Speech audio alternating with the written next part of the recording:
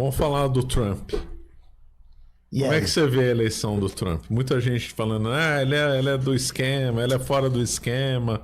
Como é que você vê isso? Agora é a hora de ser xingado, então. Não, hora dos haters. No agora. meu primeiro livro, eu ponho o Trump entre das grandes fortunas que financiava tudo que não presta. Ele chegou a financiar a Kamala. Ele financiava a família Clinton. Era amigo da família Clinton. Amigo, ele mesmo fala isso, de frequentar a casa e tudo. Financiou um monte de iniciativa da Fundação Clinton, que é outra dessas bem poderosas, né? E eu ia puxar outro assunto, mas isso aí não pode falar. Mas vocês sabem aquelas outras coisas que a gente não pode comentar, dos artistas e tal, sempre está ligado a essas famílias também, né? Então, e eu acho que o Trump não tem comparação com essa piriguete aí, né, meu? Não dava, né? Colocar a mulher lá. Não tem como comparar, né? Parece uma cantora de funk, né? Então, aí eu falo que isso aí o pessoal fala de estratégia da tesoura, eu acho que é a estratégia da sinuca, cara. Porque eles deixam só um lado, você não tem como pensar. Você fala, cara, qual é a alternativa a não você torcer pro Trump, né? Pô, não dá, né, meu? Então, eu penso assim, infinitamente melhor, né? Não vou falar que é tudo igual, porque isso aí não existem. As forças políticas mudam, né? Então, existe uma força política, a gente não pode ser ingênuo de achar que um cara que saiu quando ele estava com a caneta, né, quando ele tinha o poder, ele saiu de uma forma controversa, aquela eleição, certo? No mínimo aqui. Vamos parar por aí para não dar problema, mas foi controversa, certo? Foram uma série de coisas estranhas que aconteceram por causa desse negócio do correio, enfim. Mas vamos para efeito de argumentação. E aí puxaram o tapete do cara e depois deixa o cara voltar. É estranho, mesmo ele né? não estando no poder. Só houve esse problema. É que eu tô. Eu sei, não pode falar tudo. Houve esse problema aí de contagem só em 2020, agora não teve, e os outros não teve. Embora eu tenha visto uns gráficos, em 2020 teve mais voto do que eleitor mesmo, né? Foi um negócio meio fora da realidade. Por quê? Porque lá nem todos votam mesmo, né? Porque não é obrigatório. Uhum. Então você consegue ver a adesão varia muito mais do que aqui no Brasil, onde é obrigatório, né? Se aqui mesmo que é obrigatório, está cada vez aumentando mais as pessoas que não têm interesse, né? Dessa vez lá parece que não chegaram os votos da Bahia. Começou o Nordeste e muda tudo, né? Eu fiquei esperando isso, eu falei, quero ver a hora que vai começar Eu achei que ia dar 51% a 49%. Eu sei que tem umas pessoas que dizem que isso não pesa, assim. Eu também acho que não é um verificador tão certo, mas eu acho que serve de termômetro. São as apostas, cara. E eu fiquei olhando as apostas, né? Porque tinha aposta em quem ia ganhar para presidente, né? E quando começou a semana da eleição, as apostas estavam assim, 1 e pouco pro Trump e 2 e pouco para Kamala Harris. O que significa isso? Se você apostar R$10 em um, você ia ganhar 11, entendeu? Você faz vezes. E no outro caso, você ia ganhar 20, né? Você faz vezes. E aí, no dia, quando eu fui olhar, estava 7. 1 para 7. Quer dizer, se apostasse no Trump 10, você ia ganhar 11. Se apostasse nela, você ia ganhar 70. Entendeu?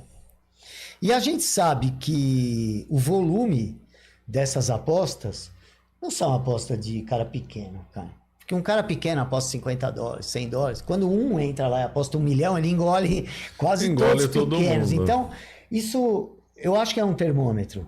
Eu não acho que lógica ali das apostas esportivas, quando você vê que é um pouco manipulado. Você vai ver lá Paysandu e Barcelona, né? Tá 7 pro Paysandu e 11. Você fala, cara, é o óbvio, né? Então...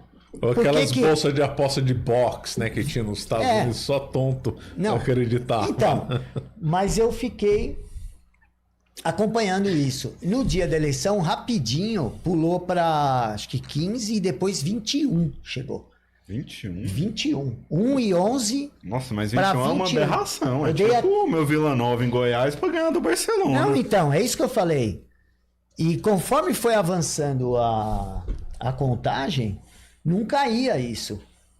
Aí eu falei, cara, porque você concorda que quem tiver informação privilegiada não vai dar entrevista, ele vai apostar. Lógico, não vai. O cara não vai falar, olha, eu tenho aqui uma informação insider e vou revelar. Vou dar Ninguém vai fazer isso. Né? Por isso que quando o Warren Buffett vem dar entrevista de investimentos, fala, amigão, o que ele tem para falar mesmo, ele fala pro filho dele. Claro. Você vai acreditar no que o sobrinho, fala, não para nós, né, cara? Então, o que eu penso do Trump? Ele se comprometeu, vamos ver se ele vai cumprir, a parar com o dinheiro, ou pelo menos diminuir o negócio da OTAN, né? Isso daí pode levar ao fim da guerra com a Ucrânia. Porque eu duvido que os europeus vão querer ficar bancando isso sozinho. Já não estão aguentando, né? Ele prometeu. Agora, onde é que a Rússia está tirando tanto dinheiro, né? Porque guerra é caro. Ele está imprimindo também, né? Ele tá lá, deve estar aqui, né? Porque de onde está vindo? Então, mas o pior é que assim, como uma coisa que eu vi, com aquele negócio de boicotarem o petróleo russo e o gás, né? O que aconteceu? Por exemplo, a Alemanha, acho que está comprando, eu não sei se é do Cazaquistão, não sei agora de onde é. Não é do Cazaquistão. Ela está comprando de vários lugares, inclusive de Israel. Não, então, e aí ela está comprando do petróleo que sai da Rússia, vai para lá e paga mais caro. Mas por quê? Por causa de posicionamento político. O cara não pode agora falar que eu vou comprar agora de novo da Rússia. Não. O que aconteceu, por exemplo, com os Estados Unidos?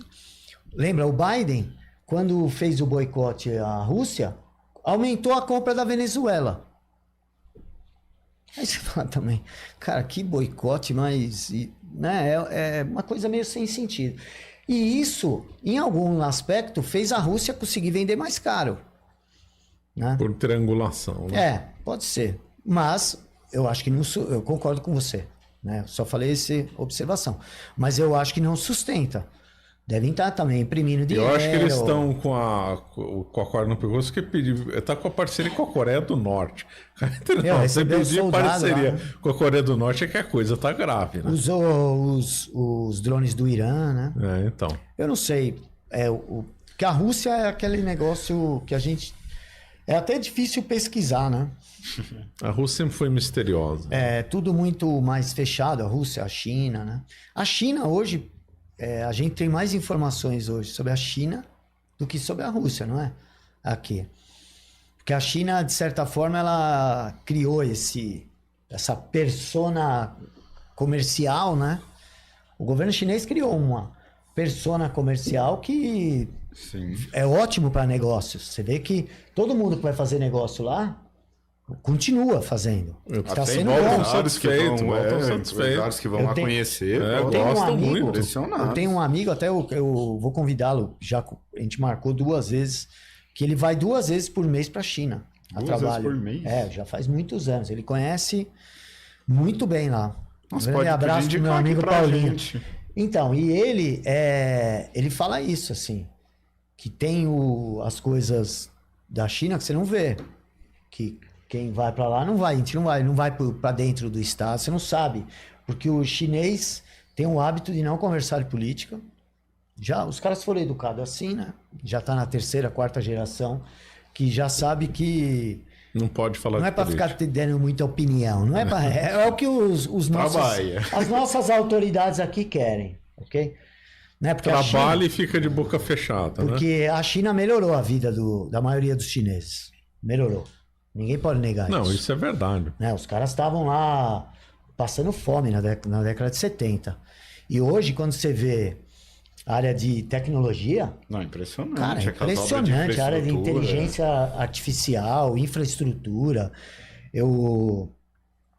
Ontem mesmo eu vi anteontem, tem um canal no YouTube que chama, acho que, Nômade Raiz. O cara fez um vídeo, cara, parece muito mais avançado o dia a dia do chinês do que qualquer europeu, cara. Tá uma tecnologia, segurança total. Cara, todo mundo andando na rua com o celular. Pra nós parece já um paraíso, né? Que aqui, a hora que eu paro aqui pra chamar o Uber, o cara já fica assim, né? Vê 2 caras de moto, você já fala, puta, né? Então, e isso, por exemplo, você não tem esse problema na China. Problema de violência, de criminalidade. Por quê? Porque eles não aderiram a esse garantismo penal, a essa bandidolatria que tem no Ocidente, né? Então, e tudo isso a gente estava falando do Trump, né?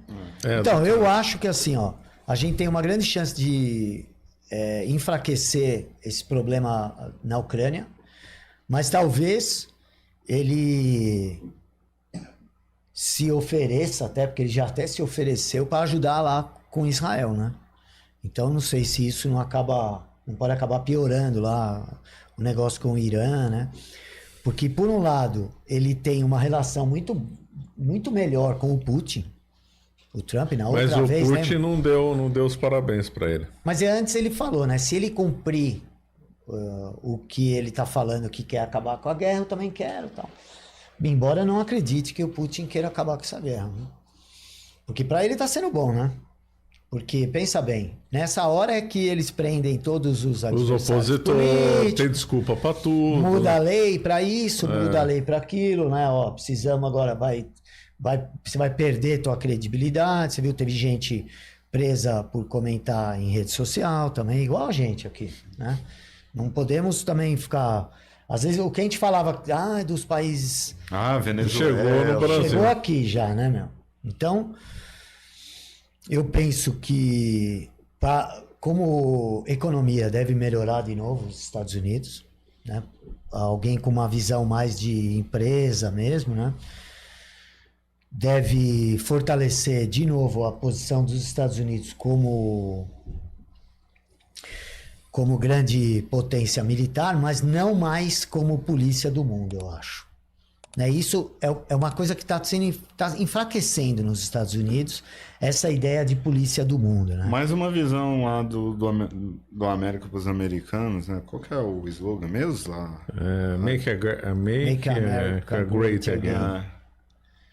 Então, porque o americano comum... Não, eu falo antes lá de não envolver em conflito, lá da partilha da África... Que tinha América para os americanos. Não, a doutrina Monroe. Exato. Monroe. Então, o que eu acho ele vai endurecer com imigrante, né? E eu acho que o americano comum, eu acho que é o mesmo que o brasileiro comum, assim. O cidadão comum, em geral, ele cada vez se sente menos representado, né? Porque você vê, as lideranças políticas estão discutindo coisas... que o povão não tá nem aí, cara. Não, gênero neutro, banheiro trans, umas leis de relacionamento.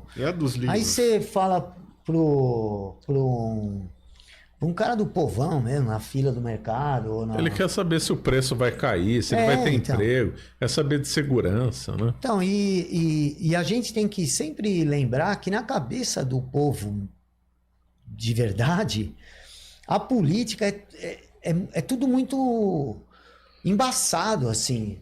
Não é algo tão claro. Eu sou de direita, eu sou isso, eu sou tradicional, eu sou conservador, eu sou de esquerda. A maioria das pessoas nunca parou para pensar sobre isso, né? E é por isso que são mais facilmente manipuláveis. Porque ele vai... Então o cara acha... que o político está prometendo um negócio lá e ele vê que a maioria... Né? Então ele só vai, de fato, se preocupar com política. Eu acho que o cidadão... Eu posso estar errado, mas eu acho que o cidadão normal é assim. Quando aquilo começa a causar problema para ele. Como é essa? A inflação, desemprego, violência, né? Se você perguntar hoje no Brasil, aqui em São Paulo, eu tenho nunca fiz esse teste, mas eu tenho quase certeza. Você sair na rua e falar qual é o maior problema do Brasil, eles vão falar que é violência. Esse aqui Ninguém vai falar, é porque a inclusão de determinada minoria, é porque precisamos de um banheiro trans ou de uma linguagem. Ninguém nem sabe o que é isso. E hoje, eu acho que a única maneira desse povo questionar mesmo lideranças é quando chega em violência. E eu acho que até nos Estados Unidos, por causa de, como na Europa, a imigração desenfreada, como qualquer acúmulo de pessoas sem planejamento, aumenta a violência. Né? E aí a gente também está numa sociedade amoral, né? Que ela se insiste em falar que não pode ter moral, não pode... Aí o que acontece? Aí vira a lei da selva, onde tem muita gente, um vai prejudicar o outro. Eu não estou deixar claro aqui, porque você não é capaz de ser processado dando moral de alguma associação de imigrante. Não é o problema da imigração. Sou neto, nós todos aqui, quase todo mundo... Todo mundo veio de fora. Todo mundo, neto, filho, meu caso, de quem se arriscou a construir um novo país. O problema é vir mais gente do que o negócio suporta. É o que está acontecendo em alguns lugares dos Estados Unidos e alguns lugares da Europa. Lembra aquela ilha lá da Itália? Como é que chama? Uma ilha que recebeu 8 mil pessoas de uma vez lá. O lugar acho que tinha, sei lá, 10 mil habitantes, chega a 8 mil. Cara, não tem como, né? Então, aí os moradores reclamam e são chamados de preconceituosos, não sei o que. Eu falo, cara, tem que... eu acho que falta essa visão às lideranças políticas que querem romper. Porque eu sei que a maioria não quer, a maioria quer que continue do jeito que está. Mesmo o que a gente tem de oposição, os caras querem que continue assim, com o saláriozinho dele, 40 assessor, carro, como é? Os caras têm auxílio paletó, auxílio aluguel, auxílio... Você acha que esse cara quer que mude isso, cara? Você acha que ele vai sacrificar isso? Não, então 90% quer que continue tudo igual e... Agora, aqueles poucos que querem mudar não se atentam a isso. Que o que o povo quer é isso, mano. Se um cara aparecer aqui para candidato a qualquer coisa, eu não digo que ele vai ser eleito, porque ser eleito é uma coisa, ser votado... Hoje em dia, ser votado é uma coisa, ser eleito é outra. Eles desconectaram uma coisa da outra aí. Mas... eu duvido que alguém ganharia de um cara com uma campanha exclusiva para acabar com a criminalidade. Eu duvido, cara. Porque aí, todo mundo que conhece a história de El Salvador, do que aconteceu em El Salvador, quer aquilo lá. Talvez o Caiado venha forte na próxima com essa bandeira. Isso aí pra mim não vai mudar nada. Esse cara não...